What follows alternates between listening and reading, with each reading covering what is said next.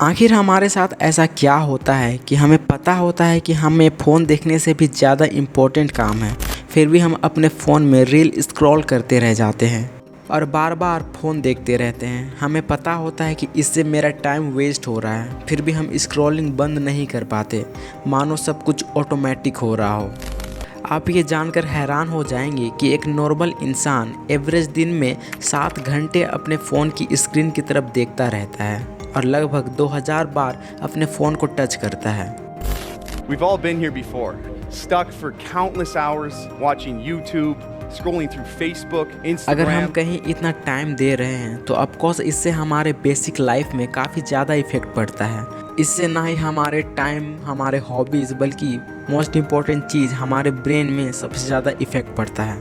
आज के समय में ये प्रॉब्लम काफ़ी नॉर्मल हो गई है। अगर आप कुछ लोगों से उनका फ़ोन लोगे तो वो इरिटेट और काफ़ी ज़्यादा परेशान होना शुरू हो जाते हैं। और आप ये जानकर भी काफ़ी ज़्यादा हैरान हो जाएंगे कि सोशल मीडिया एडिक्शन हमारे बॉडी में काफ़ी हद तक अल्कोहल, ड्रग्स और कोकेन जैसा ही इफ़ेक्ट डालता है, जिसे हम वीडियो में जानेंगे। तो चलिए जानते हैं आखिर एडिक्शन क्या होता है, हर एडिक्शन के पीछे की साइंस और मोस्ट इम्पॉर्टेंट आखिर किसी भी एडिक्शन को आप कैसे छोड़ सकते हो और अच्छे हैबिट्स कैसे बिल्ड कर सकते हो। हमारा बॉडी किसी भी हैबिट को लेकर एक डोपामिन पैटर्न फॉलो करता है। डोपामिन एक केमिकल है जो हमारे ब्रेन में रिलीज होता है, जो एक न्यूरोट्रांसमीटर है। हमें जो कुछ भी करने से खुशी मिलती है उसके पीछे इस डोपामाइन केमिकल का ही हाथ होता है, इसलिए इसे फील गुड हार्मोन भी लोग कहते हैं। ये हार्मोन हमें किसी भी काम को करने के लिए मोटिवेट भी करता है। ये हमारे बॉडी का एक सर्वाइवल मैकेनिज्म है जो हमें ऐसे काम करने से रिवॉर्ड देता है जिससे हम सरवाइव कर पाएँ, जैसे शेल्टर, फूड, सेक्स, वाटर, जो हमें वैसे काम करने को कहता है जिससे हमारे शरीर में डोपामाइन रिलीज़ हो, हमें अच्छा लगे और वो काम हम दोबारा करें।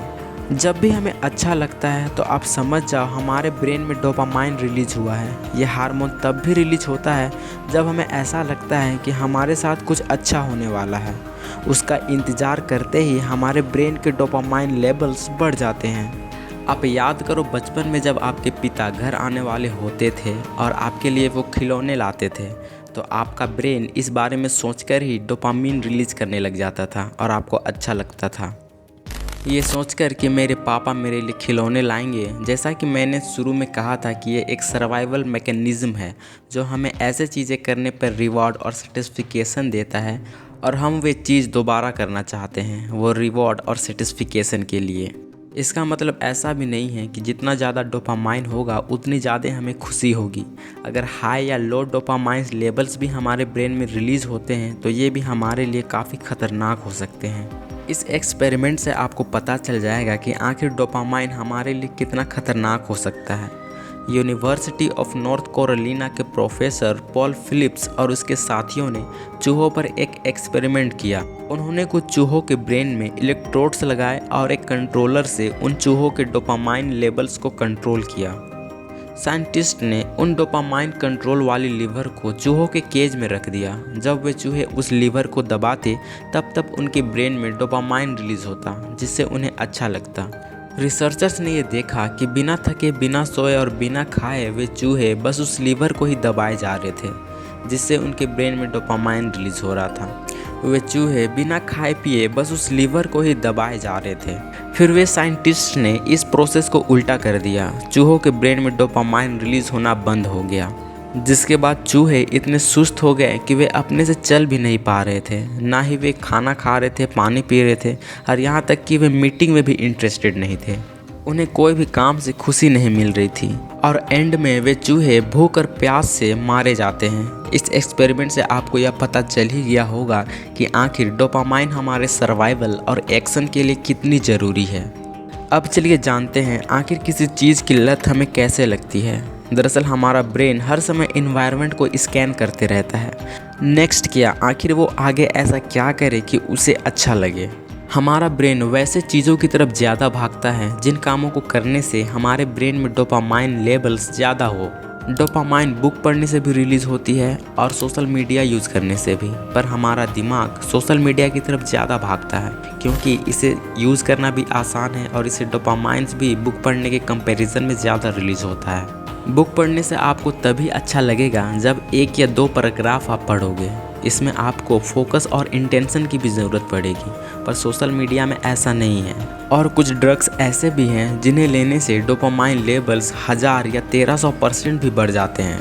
पर इतना ज़्यादा डोपामाइन लेवल्स बढ़ने के कारण नॉर्मल चीज़ें हमें वे खुशी नहीं दे पाती है जो पहले दिया करती थी, और हम दोबारा से वही चीज़ें करने की तरफ भागते हैं जो हमें ज़्यादा डोपामाइन लेवल्स थे, जैसे ड्रग, अल्कोहल, कोकेन्स, गेमलिंग। भले ही वे चीज़ें लॉन्ग टर्म में हमारे लिए नुकसानदायक हो, फिर भी हम वैसे चीज़ करते हैं। बस हमें वो डोपामाइन चाहिए होता है जो हमें खुशी दे। भले ही हमें पता है कि वे चीज़ें हमारे लिए बुरी है, फिर भी हम वैसे चीज़ों को करना छोड़ नहीं पाते हैं। ऐसे कामों की तरफ लत लगना ज़्यादा आसान हो जाता है जो चीज़ें ईज़ ऑफ एक्सेस से हमें मिल जाती है और जो हमें रिवॉर्ड भी तुरंत दे। इसलिए सोशल मीडिया बुक पढ़ने के कंपैरिजन में ज़्यादा एडिक्टिव है, क्योंकि इसे आप एक्सेस भी बहुत आसानी से एक क्लिक में कर सकते हो और इसका रिवॉर्ड भी आपको तुरंत मिल जाता है, जैसे नए नए वीडियोस जो आपको सेटिस्फाई करती है, वैसे चीज़ जो बहुत ही जल्दी एक्सेसिबल हो और जिसका रिवॉर्ड भी जल्दी मिल जाए। ये 2 मेन फैक्टर्स हैं जिससे कोई भी इंसान एडिक्ट बन सकता है।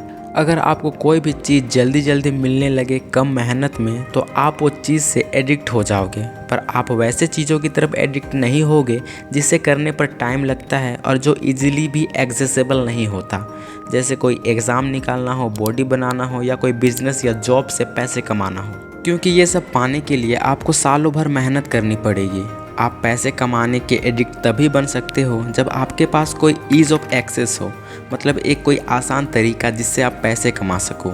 इसलिए अक्सर आप देखते होंगे कि लोग जुआ और गैम्बलिंग जैसे चीज़ों की तरफ आसानी से एडिक्ट हो जाते हैं, क्योंकि यहाँ आपको ईज़ ऑफ एक्सेस भी मिल जाता है और स्पीडी रिवॉर्ड भी। जुआ लगाना भी काफ़ी इजी है और अगर आप जीत जाते हैं तो आपको रिवॉर्ड भी तुरंत मिल जाता है, पैसे भी आपको तुरंत मिल जाते हैं, इसलिए ये इतना ज़्यादा एडिक्टिव है। लेकिन अपना बिजनेस या जॉब से धीरे धीरे पैसे कमाना काफ़ी मुश्किल और इसमें आपको स्पीडी रिवॉर्ड भी नहीं मिलता।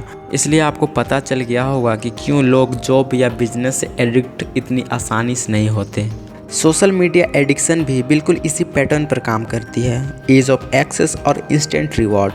यहाँ भी आपको ईज़ ऑफ एक्सेस तुरंत मिल जाता है बस एक क्लिक में, और रिवॉर्ड आपको नए नए वीडियो, स्पोर्ट्स और रील्स भी आपको तुरंत मिल जाते हैं, इसलिए ये इतना एडिक्टिव है। तो चलिए अब जानते हैं कि कैसे आप इस डोपामाइन लूप से बाहर निकल सकते हो और बैड हैबिट्स को छोड़ के अच्छे हैबिट्स को अपना सकते हो।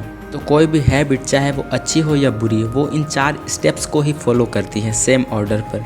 ये 4 स्टेप्स किसी भी हैबिट्स के बैकबोन होते हैं। वे स्टेप्स हैं क्यों, क्रेविंग, रिस्पॉन्स और रिवॉर्ड। कोई भी हैबिट, चाहे वो अच्छी हो या बुरी, इन्हीं 4 स्टेप्स को फॉलो करती है सेम ऑर्डर पर।